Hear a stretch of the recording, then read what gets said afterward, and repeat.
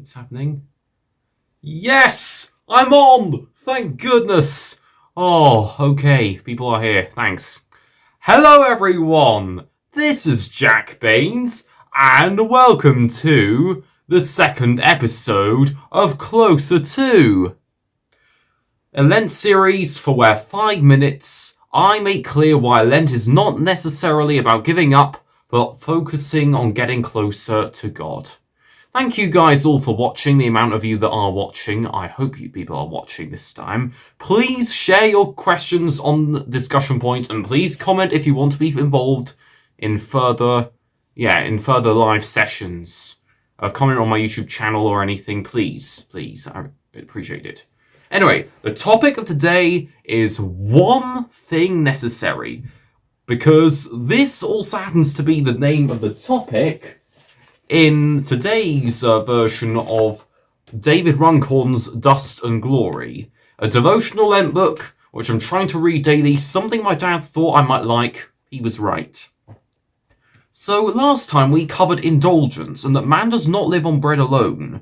I encouraged a very receptive attitude to spirituality. However, we appear to have some pretty contrasting narrative, as in one that asks us to focus on just one thing instead of many. Instead of focusing on bread and the word of God as well, it's about, just focusing on one thing only. Let's see, what is it?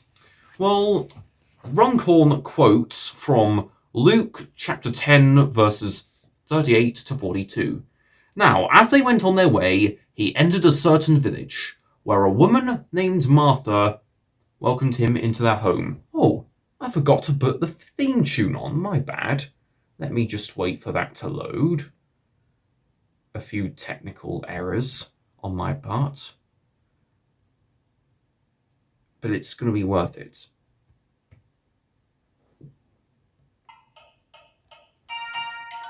She had a sister named Mary, who sat at the Lord's feet and listened to what she was saying, but Martha was distracted by her many tasks.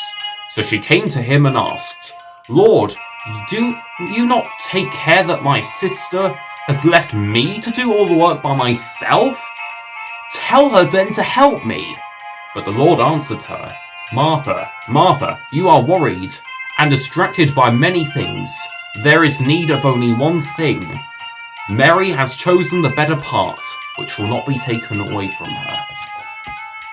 What Runcorn is encouraging is that we need to stop being concerned about so much, and just concerned about so much.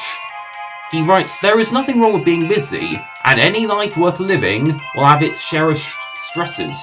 Jesus responds to Martha with concern, not judgment." And he goes on to say, "Mary presents a sharp contrast to Martha.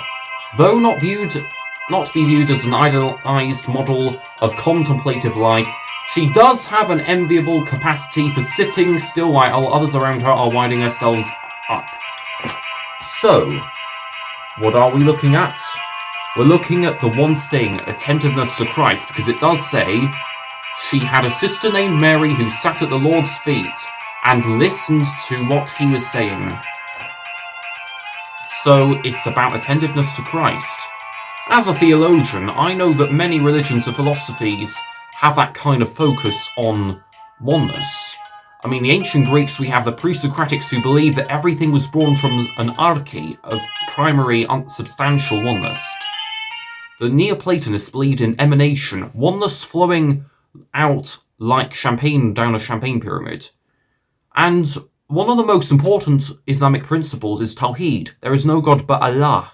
Even polytheistic Hinduism has this.